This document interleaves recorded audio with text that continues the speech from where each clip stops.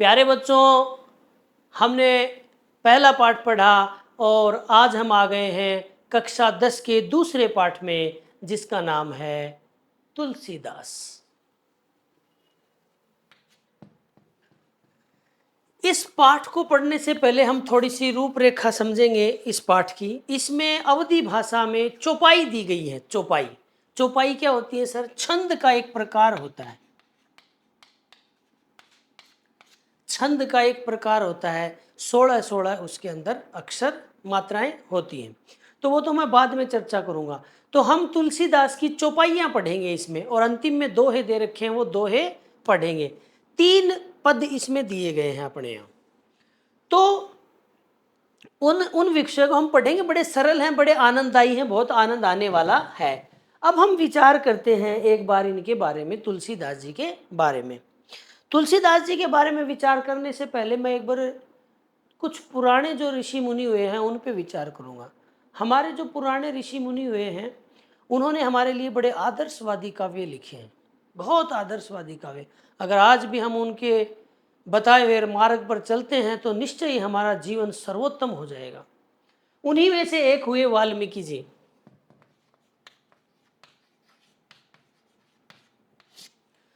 प्राचीन काल में संस्कृत के विद्वान वाल्मीकि जी ने ईश्वर कृपा से एक रचना लिखी, अमर रचना, जिसका नाम था रामायण। रामायण के जब टुकड़े करते हैं तो बनता है राम प्लस अयन, यानी राम, भगवान राम का अयन यानी चरित्र। उसमें भगवान राम का चरित्र है, साथ ही साथ विभिन्न प्रकार के और जो पात्र हैं उनका भी चरित्र है। तो उन्होंने रामायण लिखी, संस्कृत में लिखी, और उस जमाने में संस्कृत पढ़े हुए लोग बहुत कम होते थे। कुछ ही लोग संस्कृत पढ़ पाते थे, गिने चुने लोग ही। जैसे ब्राह्मण समाज के लोग पढ़ पाते थे, क्षत्रिय वंश के लोग के जो कुछ लोग थे वो पढ़ पाते थे, कुछ वणिक वर्ग के लोग थे वो पढ़ पाते थे, लेकिन कुछ ही, उंगलियों पे गिने जाएं इतने क्षत्रिय, उंगलियों पे गिने जाएं इतने मतलब वैश्य वर्ग, बढ़िया वर्ग, और ब्राह्मण थोड़ी ज्यादा संख्या में पढ़ लेते थे। तो ये जो है, ये सीमित लोगों के पास ही इसका त्याग और बलिदान, इसकी भावनाएं, इसका आदर्श पहुंच पाता था। कुछ ऋषि मुनि उसका अध्ययन करके गांव-गांव में अपने भजनों के द्वारा लोगों को पहुंचाने की कोशिश करते थे, लेकिन वो उस तक इतना नहीं पहुंचा पाते थे। तो लिखी बहुत अच्छी रचना, बहुत सुंदर रचना लिखी, उत्तम रचना लिखी, कालजयी रचना लिखी। आदर्शों की आज तक भारत में जितनी रचनाएं लिखी गई है, उन रचनाओं में सबसे प्रमुख आदर्शवादी रचना है वो रामायण ही है। किंतु लोगों तक कम पहुंच पाई। फिर क्या हुआ? जो ईश्वर कृपा से हमारे 1532 में भारतवर्ष में एक व्यक्ति पैदा हुआ जिसका नाम था तुलसीदास। तुलसीदास जी का जन्म हुआ। हमने जब वो परिचय शुरू किया था तो हमने लिखा था सूर सूर तुलसी शशि, तुलसी शशि उड़गन केशव दास। तुलसी शशि, तुलसी यानी तुलसीदास जी को शशि यानी चंद्रमा कहा गया है हिंदी साहित्य का।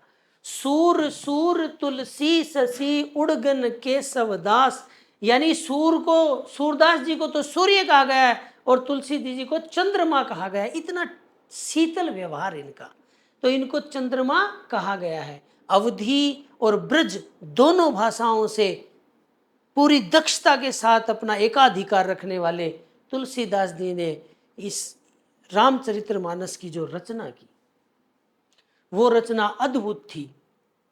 वो 1532 में पैदा हुए और उन्होंने रामचरितमानस चरित मानस, इस नाम की रचनाएं और भी लिखी उन्होंने, पर इस नाम की जो उन्होंने रचना लिखी वो अद्भुत रचना थी, अद्भुत रचना थी। इसमें उन्होंने राम के, वही रामायण जो है उसी भाव से लिखी गई है, तो इसमें राम के चरित्र का उन्होंने आदर्शवादी रूप, और मैं तो ये कहूँगा कि ऐसा रूप जिसको हर भारतीय अपनाना चाहेगा, राम का ऐसा सुंदर वर्णन उन्होंने इसमें किया है। तो उन तुलसीदास जी से हम बड़े कृतार्थ हुए। कैसे? क्योंकि अवधी भाषा जो है एक क्षेत्र विशेष में, लंबे चौड़े क्षेत्र में बोली जाती है, हिंदी से मिलती जुलती थी, लोगों की लोकल की भाषा थी, तो सब लोगों को वो समझ में आ रही थी और सब लोगों तक पहुंच रही थी। और इतना प्रचार प्रसार हुआ उसका, इतना प्रचार प्रसार हुआ कि आज पूरे भारतवर्ष में तुलसीदास जी की इस रामचरितमानस को पढ़ा जाता है। रामदूत अतुलित बधामा, अंजनी पुत्र पवन सुतनामा, ये सब तुलसीदास जी की कृति, उसी में से लिया गया है ये। और जो हम पढ़ेंगे अभी, नाथ संबुधन भंजनिहारा, हो है कोई एक दास तुम्हारा, ये सब तुलसीदास जी ने लिखी इसी रामचरितमानस से। तो हमारा कल्याण किया, पूरे भारतवर्ष का कल्याण किया, घर घर तक वो अवधी भाषा में लिखी रामचरितमानस पहुंची, और पहुंचकर विद्वानों ने तो फायदा उठाया ही उठवाया, सामान्य जो लोग थे वो भी उसको समझ पाए, पढ़ पाए, और कल्याण हुआ उनका, आदर्श सीखे उन्होंने, और देश के एक जिम्मेदार नागरिक बने। तो उन्हीं तुलसीदास जी के बारे में हम विचार करते हैं कि तुलसीदास जी का जन्म जो है 1532 में हुआ। इसके जन्म, जैसे सूरदास जी के जन्म के बारे में मतभेद है, कोई कहता है रुनकता में हुआ, कोई कहता है सीही में हुआ, इसी तरह तुलसीदास जी के जन्म के बारे में भी विद्वानों में थोड़ा मतभेद है। अच्छा, कुछ लोगों का मानना है कि इनका जन्म जो है बांदा, ये जिला पड़ता है उत्तर प्रदेश में। कहाँ पड़ता है? उत्तर प्रदेश में। बांदा उत्तर प्रदेश के बांदा जिला है,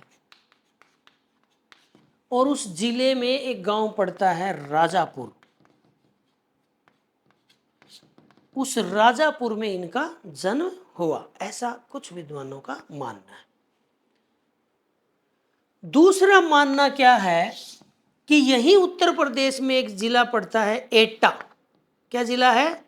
एटा। एटा जिले में एक गांव पड़ता है सोरो। क्या नाम है गांव का? सोरो। यही है उत्तर प्रदेश में, बांदा भी यही है और ये भी। तो कुछ लोगों का मानना है कि जो एटा जिला है ना, एटा जिला के सोरो में इनका क्या हुआ? जन्म हुआ। कुछ लोगों का ऐसा मानना है। तो हमें दोनों ही बात जब हम परिचय में लिखेंगे तो दोनों ही लिख देंगे कि विद्वानों का मतभेद है। कुछ विद्वानों के अनुसार इनका जन्म बांदा जिले के राजापुर गांव में हुआ उत्तर प्रदेश के, और कुछ का कहना है कि उत्तर प्रदेश के एटा जिला के सोरो गांव में इनका जन्म 1532 में हुआ।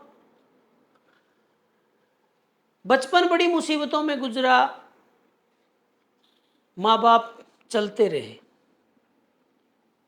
कठिनाइयों से जीवन जिया, पर अच्छे लोगों का साथ मिला जीवन में। और पहले ये राम जी के भगत नहीं थे, हनुमान जी के ही भगत थे। फिर इनके एक गुरु थे नरहरि दास। ये इन्होंने इनको राम भक्ति में प्रेरित किया कि आप राम भक्ति करो। तब ये राम भक्ति की, ये बड़ी सुंदर रचना है इनका जो जीवन परिचय आप बड़े किताब के रूप में भी उपलब्ध है, वो पढ़ेंगे। इनके ऊपर उपन्यास भी लिखी गई है, तो वो जब आप पढ़ेंगे तो आनंदित हो जाएंगे। तुलसीदास जी बड़े प्रखर थे, बहुत तीव्र बुद्धि के व्यक्ति थे। तो वो चित्र बनाते थे, अपनी आंखों को बंद करके आकृति बनाते थे भगवान की अपनी आंखों में बैठे बैठे। इतना उनका मन था, प्रताप था उनका, इतना तस्वीर बना लेते थे बैठे बैठे, मतलब सामने खड़ा कर लेते थे भगवान को आंखें बंद करके। तभी इतनी इतनी इतनी बड़ी बड़ी रचनाएं वो लिख पाए। तो उनको राम भक्ति में किसने प्रेरित किया? नरहरि दास जी ने प्रेरित किया। अब आते हैं कि इनके पिताजी का क्या नाम था। देखो ये बातें हो गई, जन्म हुआ 1532 में, वो गांव पते हो गए, ये गुरुजी हो गए। अब आती है कि इनके पिता कौन थे, तो इनके पिता का नाम था आत्माराम दुबे। आत्माराम दुबे, ये इनके पिताजी थे। इनकी माता का नाम था हुलसी।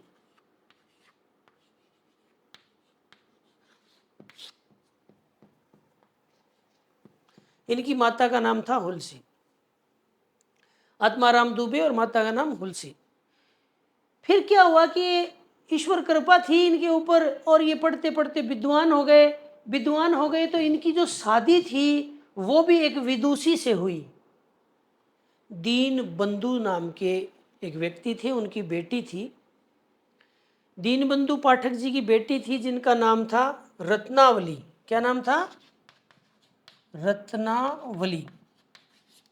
बहुत विदुषी थी। रत्नावली से इनका विवाह हुआ। कुछ इनको इतनी सुंदर रचना लिखने के पीछे रत्नावली का भी हाथ है। और वो कैसे है? ऐसा कहते हैं कि एक बार ये रत्नावली पीहर चली गई थी, इनकी शादी हुई तब नई नई, और ये उसके मोह में उसके पीछे पीछे बरसात बरस रही थी और उसके पीछे पीछे चल गए। किंवदंतियां तो बहुत हैं कि दरवाजे बंद थे तो खिड़की से गए, सांप लटक रहा था उसको रस्सी समझ के पकड़ के चले गए। तो इस रत्नावली ने कहते हैं कि उनको बड़ा धिक्कारा कि तुम मेरे इस शरीर पर इतने आकर्षित हो गए, इतने मोहित हो गए एक मानव शरीर के ऊपर, तुम इतना ही प्रेम अगर ईश्वर से करते तो तर जाते। तब इन्होंने इस रत्नावली को साक्षात देवी मानकर प्रणाम किया और वहाँ से चल पड़े ये। और तब से इनको वैराग हो गया था। बाद में तो रत्नावली ने बहुत प्रयास किए इनसे मिलने के, बस वैराग हो गया था, त्याग दिया था जीवन को, सारे को समर्पित कर दिया था भगवान के चरणों में ही। तो बाद में तो बहुत पछताई, बहुत रोई आगे जाके, पर पर्दे की ओट से ही मिलते थे उनसे, ऐसे नहीं। तो इनसे इनकी शादी हुई तो कहीं ना कहीं ये भी जो है ना, इसके जीवन को इतना सर्वोत्तम बनाने वाली बनी रत्नावली। तो हम बात करें एक बार पुनः, 1532 में जन्म हुआ, बांदा जिले, ये सब हो ही गया। पिता आत्माराम दुबे, माता हुलसी रत्नावली। नरहरिदास ने इनको उस भक्ति के लिए प्रेरित किया। अब हम आते हैं इनकी और एक दो मुख्य बातों पर कि इनकी जो भाषा थी वो कौन सी थी। तो प्रमुख भाषा तो थी अवधी, लेकिन ब्रज पर भी इनका अच्छा अधिकार था, ब्रज पर भी इन्होंने लेखन किया। इसके बाद इनकी जो देहांत है वो भी आप इस डेट से अच्छे से याद कर सकते हैं। देखो 1532 है ना, इसको 23 कर दो, उल्टा कर दो, दुबे को इधर लिख दो इसको, तो यानी 1623। मेरी बात समझ रहे हो? इसको तो सीधा 100 बढ़ा दो, और ये 32 है ना, इसको उल्टा कर दो, दुआ पहले तिया, तो 1632 को इनका क्या हुआ? देहांत हुआ। ठीक है, ये भी डेट है। अवधी और ब्रज भाषा पे अधिकार हो गया। अलंकार छंद वगैरह का खूब प्रयोग किया है इन्होंने। दोहा, सोरठा, चौपाई, इन छंदों का प्रयोग किया है। और साथ ही साथ उपमा अलंकार, रूपक, अनुप्रास आदि अलंकारों का भी प्रयोग किया है, जो मैं पढ़ाते समय आपको बताऊंगा। अब इनकी रचनाओं की बात करते हैं। तो इनकी प्रमुख रचना तो हो गई रामचरित मानस।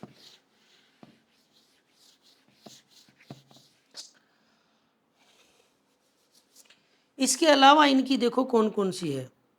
कवितावली, कवितावली, दोहावली, गीतावली।